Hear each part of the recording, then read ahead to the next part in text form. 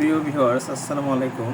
সবাইকে আমার চ্যানেলের পক্ষ থেকে অসংখ্য ধন্যবাদ। আমি আপনাদের মাঝে আজকে আমাদের সি বিচ কক্সবাজার সম্পর্কে কিছু এই ভিডিও থেকে শেয়ার করব এবং আমি জানবো এবং আপনাদেরকেও জানাবো।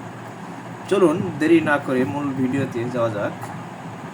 আসলে আমাদের কক্সবাজারটা কি বিষয়ে এখানে আছে দেখি। কক্সবাজার বলতে আপনি সম্ভবত বাংলাদেশের কক্সবাজার শহরকে বোঝাচ্ছেন। হ্যাঁ, অবশ্যই।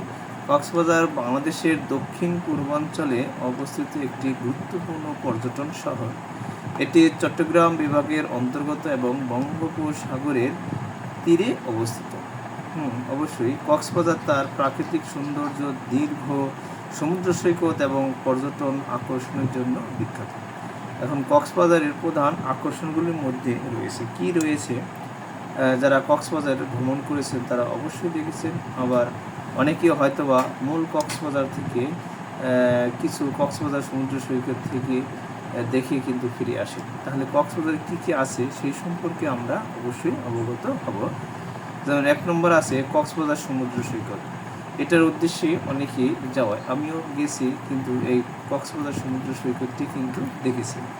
এটি বিশ্বের দীর্ঘতম প্রাকৃতিক সমুদ্র সৈকতগুলির মধ্যে একটি, যা প্রায় 120 কিলোমিটার দৈর্ঘ্য। অর্থাৎ আমাদের এই কক্সবাজারের সমুদ্র সৈকতটা হচ্ছে 120 কিলোমিটার দীর্ঘ। আসলে না গেলে এটার বিষয়ে না দেখলেই অনেক কিছু বোঝা যায় না। যারা দেখেছেন তারা অবশ্যই এই সম্পর্ক অবগত আছেন। 2 নম্বর আছে কক্সবাজারের ভিতরে হিমছড়ি। কক্সবাজার থেকে প্রায় 12 কিলোমিটার দক্ষিণে অবস্থিত এই স্থানটি তার ঝর্ণা এবং প্রাকৃতিক সৌন্দর্যের জন্য বিখ্যাত। অর্থাৎ কক্সবাজারের সমুদ্র সৈকত দেখার পর যারা হিমছড়িতে যাবেন, সেখানে কক্সবাজার থেকে প্রায় 12 কিলোমিটার দক্ষিণে কিন্তু অবস্থিত এই স্থানটি তার ঝর্ণা এবং প্রাকৃতিক সৌন্দর্যের জন্য বিখ্যাত। অর্থাৎ ঝর্ণা দেখার জন্যই হিমছড়িতে যাওয়া হয়। যারা ঝর্ণা দেখতে ইচ্ছুক তারা কিন্তু এই হিমছড়ি অবশ্যই ঘুরে আসবে বন্ধুরা। এখন আসেন 3 নম্বর সেন্ট মার্টিন দ্বীপ। সেন্ট মার্টিন দ্বীপ আমাদের আরেকটা অন্যতম প্রাকৃতিক সৌন্দর্যের ভিতরে একটি। সেন্ট মার্টিন দ্বীপ হচ্ছে এটি বাংলাদেশের একমাত্র প্রবাল দ্বীপ, যা কক্সবাজার থেকে নৌকা বা স্পিড বোটে যাওয়া যায়। অর্থাৎ যারা এই কক্সবাজার গিয়েছেন তারা অনেকেই কিন্তু এই সেন্ট মার্টিনে যায়। কক্সবাজারের এই সমুদ্র সৈকতের ওইখান থেকে এটি নদীর যুগে কিন্তু নদী পার হয়ে একটা স্পিড বোট ভাড়া করে কিন্তু এই সেন্ট মার্টিনে যেতে হয়। দুর্ভাগ্য আমি কিন্তু এই সমুদ্র সৈকত দিয়ে ঘুরে এসেছি, কিন্তু সেন্ট মার্টিনে যেতে পারি নাই। তাহলে যারা যেতে ইচ্ছুক তারা অবশ্যই এই কক্সবাজারের সমুদ্র সৈকত থেকে আপনারা সি বোটের মাধ্যমে সেন্ট মার্টিনে যেতে পারবেন। 4 নম্বর দেখি আছে মহেশখালী দ্বীপ।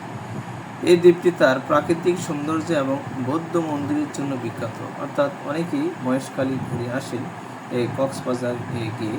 তাহলে কক্সবাজার থেকে এই দ্বীপটি তার প্রাকৃতিক সৌন্দর্য, বৌদ্ধ মন্দিরের জন্য কিন্তু বিখ্যাত। অনেকেই এখান থেকে ঘুরে আসতে পারেন। 5 নম্বর আছে ইনানি বিচ।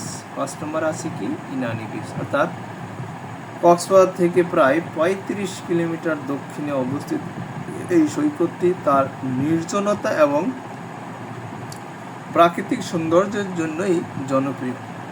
যারা নির্জন এবং প্রাকৃতিক সৌন্দর্যের প্রেমে পাগল তারা কিন্তু এই ইনানি বিচে আপনারা ঘুরে আসতে পারেন। কক্সবাজার থেকে এটি প্রায় সুদীর্ঘ 35 কিলোমিটার দক্ষিণে অবস্থিত। এই সৈকতটি তার নির্জনতা এবং প্রাকৃতিক সৌন্দর্যের জন্য এটি জনপ্রিয়। তাহলে কক্সবাজারের পর্যটকদের জন্য বিভিন্ন ধরনের আবাসন, রেস্তোরাঁ এবং বিনোদনের সুযোগ প্রদান করে থাকে। এটি বাংলাদেশের অন্যতম প্রধান পর্যটন গন্তব্য এবং প্রতি বছর হাজার হাজার পর্যটক এখানে ভ্রমণ করে থাকে। অবশ্যই বন্ধুরা, অনেকেই আপনারা কক্সবাজারে ঘুরতে যান। কক্সবাজারে ঘুরতে গেলে কিন্তু এই 5টি বিষয় আপনারা অবশ্যই অবগত হবেন।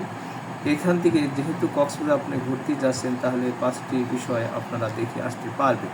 1 নম্বর হচ্ছে কক্সবাজার সমুদ্র সৈকত, 2 নম্বর হচ্ছে হিমছড়ি, 3 নম্বর সেন্ট মার্টিন দ্বীপ, 4 নম্বর মহেশখালী দ্বীপ, 5 নম্বর আছে ইনানি বিচ।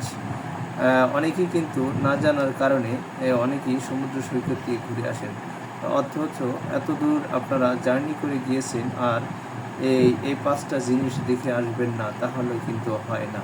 তাহলে আমাদের এই বাংলাদেশের অপরূপ সৌন্দর্যের একটি স্থান কক্সবাজার গেলে আপনারা এই 5টি স্থান ঘুরে আসতে পারবেন।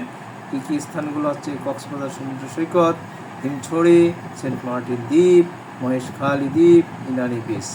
সবাইকে অসংখ্য ধন্যবাদ জানিয়ে আজকে এখানেই শেষ করছি। আসসালামু আলাইকুম।